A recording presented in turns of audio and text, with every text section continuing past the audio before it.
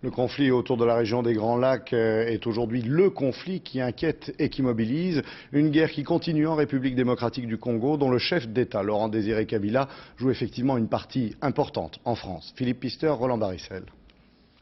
Reçu par le pape mardi dernier, puis en Belgique par le roi et les parlementaires au cours de 2 jours de visite de travail, Laurent Désiré Kabila s'est livré à une véritable offensive diplomatique de charme avant ce sommet franco-africain.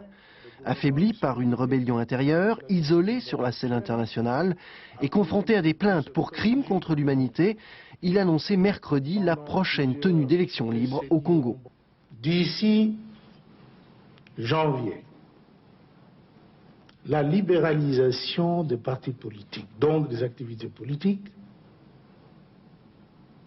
sera promulguée chez nous. Kabila, ce matin, s'est dit prêt à rencontrer ses anciens parrains, les présidents rwandais et ougandais, qui aujourd'hui soutiennent la rébellion. Mais pas question de dialoguer justement avec les rebelles. En dehors de nous, en dehors d'une discussion avec le RCD, il n'y a pas de solution possible pour la paix dans ce pays. Nous avons demandé des négociations, je veux dire la classe politique du pays a demandé les négociations, la concertation de la classe politique, il a refusé. Il y a répondu bien plutôt par la répression. Quel crédit peut-on donner aux arguments qu'il avance aujourd'hui, en fait, pour essayer de se faire passer aux yeux des démocrates du monde, comme étant lui aussi un démocrate? Quel crédit peut-on donner à cela?